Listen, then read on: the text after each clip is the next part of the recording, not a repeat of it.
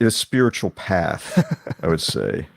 If you can avoid it, you should avoid it because it's a lot of work. And once you start, you're like a snake in a tube. You can't turn around. You can't go It's back. funny. The only way through is forward. And, hold on, because if you go far enough, you're going to find out nothing is what you thought it was. And there's no net and there's nothing to hold on to. And there's no one coming to save you. And good luck. What's the alternative? At least for me personally, it's like No, the I completely agree. the the, There's no alternative. the alternative is But what you were saying. It's being an unconscious robot on a savage planet full of killers. yeah, I'm not going to, take the blue pill and go back in the matrix. I feel the same way. There's just this is it. Like I don't have a choice. If I had a choice, it'd be different, but I don't. So strap in. I had a terrible psychedelic trip in the mid 2000s where I truly thought this was an abyssal moment where I was in a warehouse in East Brooklyn and I did a bunch of somebody I met did a bunch of mushrooms with Syrian rue. This experience that went on for 6 hours of basically contacting all the suffering in the world all at once. And so I was like I was like on video being beheaded by Al Qaeda. I was being in the 17th century being as a body being thrown into a lime pit in Haiti. I was a mother waking up and realizing that her child had been killed by famine. It's like, and it just went on and on and on. And it was just like absolutely shattering. And it's just like again and again, it's just like there's no escape. You can't escape it. Like everything suffers. Everything. And we forget that because we want to fight each other and say, my suffering is more important than yours, or you don't suffer because you're XYZ. But the nature of reality, I mean, and this was not, up till then, this had been an intellectual concept, the Buddhist concept of like the nature of existence is suffering. It's like, it's not just that everything is suffering, it's that everything is constantly in excruciating agony. And there is not escape, and everything that appears to be an escape from it is a Just trick. leads right back into it. Yeah. And by the way, I'm not saying this is ultimate reality. This is saying what I experienced at the time. And I saw, as this trip progressed, this changed my view on literally everything. Had this whole vision of there was like a mountain made up of saints that everyone in the world was like crawling to, like with broken bodies. You hear about this sometimes in Tibet, but they were like Catholic saints, like praying for absolution. And it's like, well, the saints are part of the system. It's like they are also perpetuating it. It's like they're perpetuating it by positing salvation, which persists the misery, and and it was like they are predatory in that way. And there were all kinds of other aspects to it. I think the castaneated jellyfish thing was in there. There was at one point something was telling me it's like, well, now you're dead, so now you can become an assassin. And they wanted me to be like basically be this non-person entity that went around as it was a nutty trip.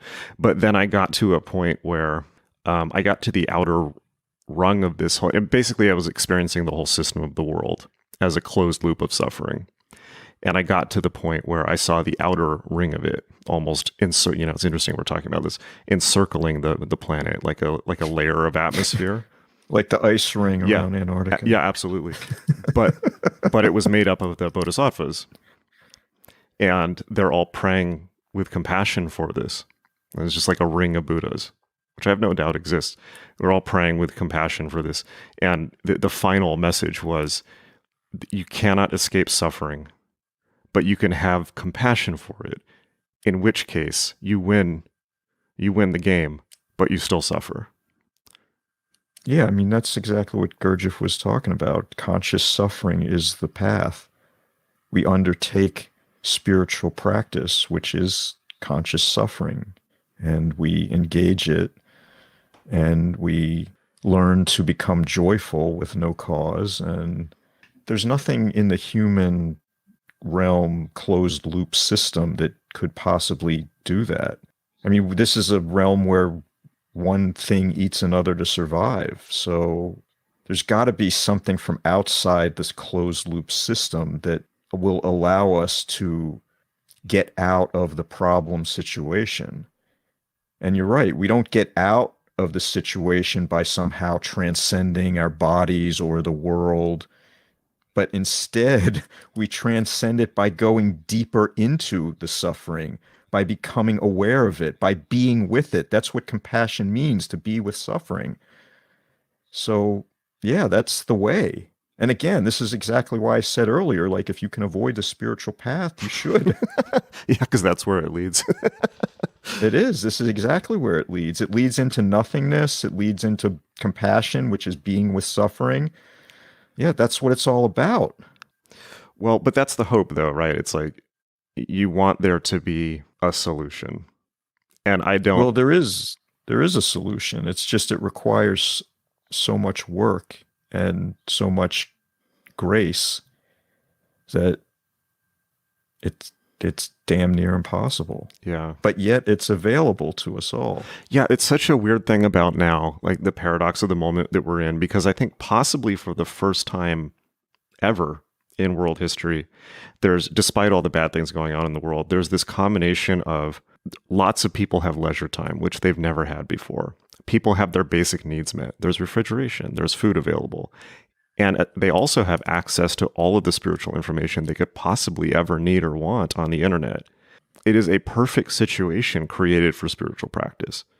But I think with the caveat that information does not equal transformation. But that's exactly it, right? It's like there's all that, but you can't distinguish, again, you can't judge, you can't distinguish what's right and what's wrong. And also there are infinite distractions and delights. It's like, the 10,000 things was optimistic, I think, by today's standards. It's like, yet our consciousnesses are infinitely corazonic, scattered, thrown about by electronic media, incapable of not only holding a thought, but even maintaining a coherent story of how you got here from 48 hours to the next. We can't even maintain a self-awareness for more than a few seconds at a time, which is, I mean, if you try it, you'll see it's crazy.